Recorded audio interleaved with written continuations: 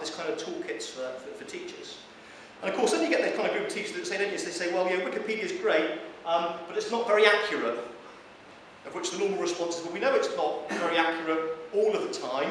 That's why there are these big banners that go across it saying, this might not be very accurate, which we don't always get. And actually, you know, what we shouldn't be doing, like that local education authority that I explained earlier did, which was banning Wikipedia, we should be saying, well, we should be using Wikipedia, and we should be helping children understand what these banners mean, right? Because actually, some of the terminology in this is not very good for children, right? Because some of these words, like citation, right, factual, contradict, are quite difficult words for children and young people to understand. And unless teachers are working with them to actually understand what those words mean, you know, it's going to be very, very difficult for the children to actually understand, you know, some of these some of these articles.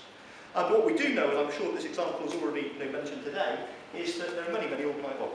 Well, first of all, there's lots of evidence to suggest that Wikipedia is a lot more accurate than normal sources. We all recognise that. But also it's really interesting, isn't it, about how some organisations now are kind of buying into this and they're recognising that this is a very, very important reference source. So how do we improve it? You know, how do we improve that? How do we buy that in? Then we've got this kind of group of people that then talk about, I guess, accessibility, isn't it? It's kind of linked to that in some ways.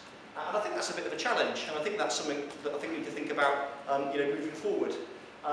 Because, you know, if we take a couple of encyclopedias, they're both different. One of them is aimed specifically at children. Right, and one of them is aimed, you know, at a more general market, I would say, a little bit of both.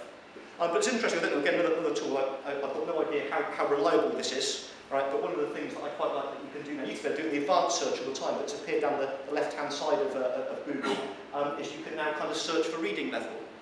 And isn't it interesting that according to Google, I'm not saying whether that's good or not, but according to Google, the majority of the English pages from Wikipedia are either intermediate level, you know, or they're advanced level. You know, from in that as well, and that's I think is you know, that I think is quite interesting because, you know, if we look at the English level, we've got that in there, but the second one down, which is obviously a very, very popular article, you know, is on global warming.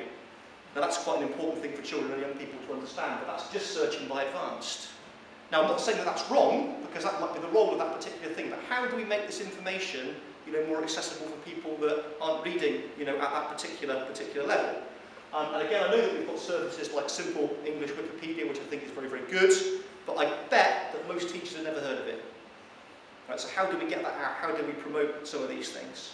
And I think the other important thing to mention here is as well, is that there's a big difference between something that's easy to use and being child-friendly.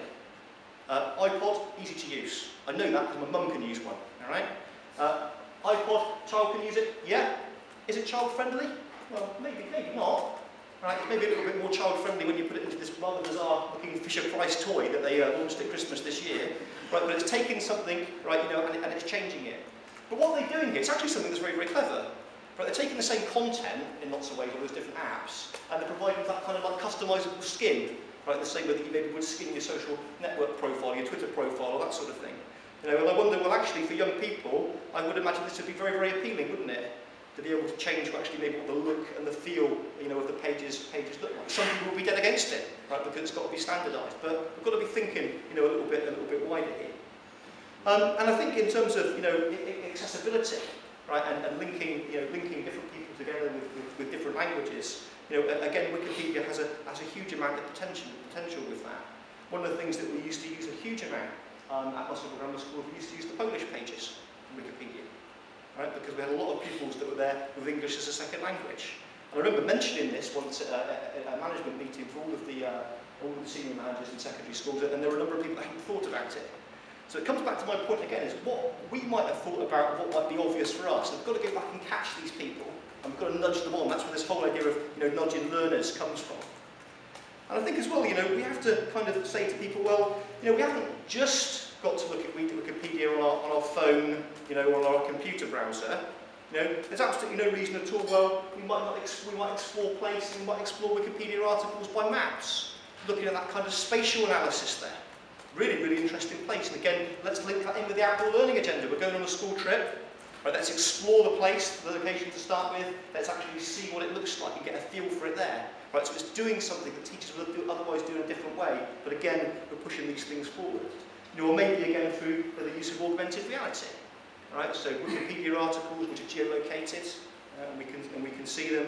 Okay, and we can turn on our apps and we can see what the information is there. I'm going to kind of wrap up in just a few minutes, but before I did that, I just kind of wanted to really mention, I think, a little bit about this.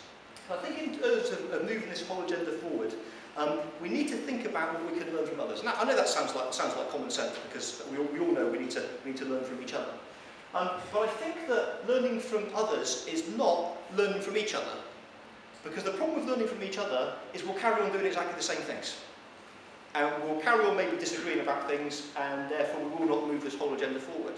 So maybe we need to think a little bit outside the box, right, and think about, well, who else could we learn from, in order to take some of these initiatives, initiatives forward. Now, I know there was a presentation this morning, already, on QR codes. The QR codes were very, very popular in Japan for a long period of time, right, and now starting to come into the UK finally from it. But again, massive scope for the museum work that I know is been going on here. And thinking about, how do these things link together in an outdoor learning environment, as well as an indoor learning environment? How can we learn from advertising? It's really an advertising technology to start with, right, to link to a kind of knowledge economy. And what about this, right? If we really want to get some kind of adoption, I remember taking this picture a few years ago now in a Chinese takeaway in Reading. It's probably the only other time I've been closer to home than just now. And it was like, if you can find us on Google Maps.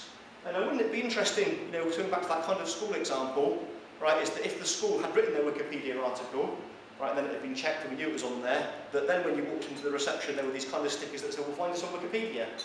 Right, so actually you were geolocating, and in fact you could have your QR code on there as well, couldn't you? So people could take the QR code and it could link back, and everything then becomes in that kind of muddle. Because I think all this kind of technology has got to go both ways. This is one of the schools that do a lot of work with, just up the road from my school. It's got great, it's got loads of people that kind of surprise me that go onto it, made in WordPress. But wouldn't it be really good, I suppose, again, if we were encouraging this, if we had some kind of badge on there that said find us on Wikipedia. So again, it was linking backwards and forwards all the time, right? Because this is the kind of current news of what's going on, but maybe somebody wants to go in there and explore the history of the school. So everything links together and we do it. And this is another little